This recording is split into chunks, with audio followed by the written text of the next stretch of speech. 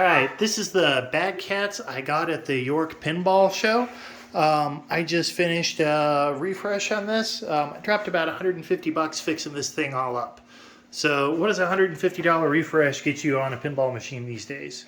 Well, in this particular case, it got this machine working 110%. That's new rubbers, flipper rebuild, all new LEDs, and fixing the broken plastics and the broken drop targets.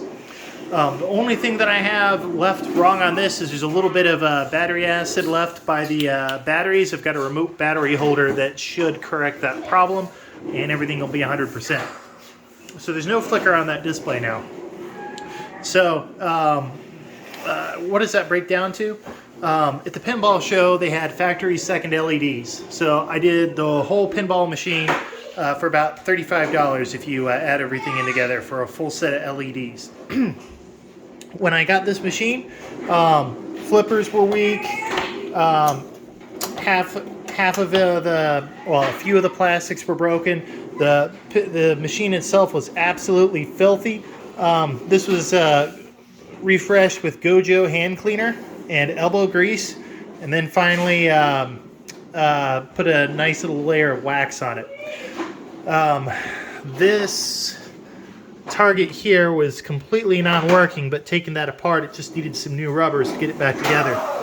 The only thing on this that doesn't look quite right, but works just fine, is the 5-bank and the 3-bank.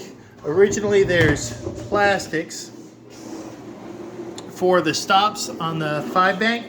If you saw me at the pinball show, you saw me putting tape there to get this to work. But in this particular case, I used just a straight up Williams 5-bank that's made out of metal. That little bracket there, that worked just fine.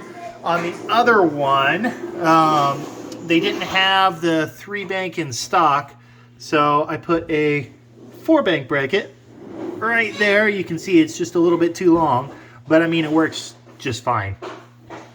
Came with some new stickers to put on the targets. The little spinny thing there works. Rebuilt the flippers. I may respray the coin door. I haven't decided yet, but overall I think it looks pretty decent. The art on this is pretty nice. The ramps aren't cracked, and the only thing on the top side that isn't perfect right now is this plastic here, which if anybody has one of those, please reach out to me. I don't want to buy a whole new set though. And I mean, if you look at this, I mean, there's a few, like, okay, on the inserts, some of the inserts are a little bit worn, and if you look up here where the kick out is next to the trash can, there's a little bit of wear there.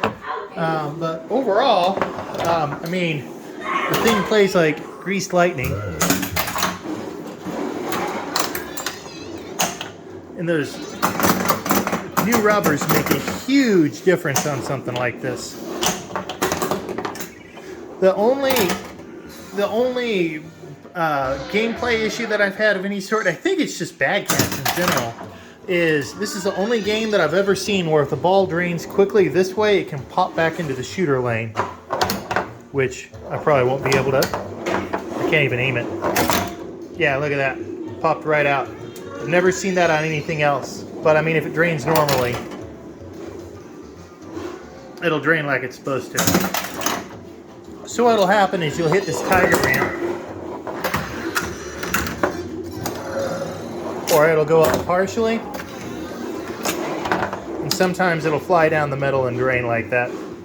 But I mean, there you go. There's just a quick overview of Bad Cats. I did give in and get some a couple of individual plastics off of eBay.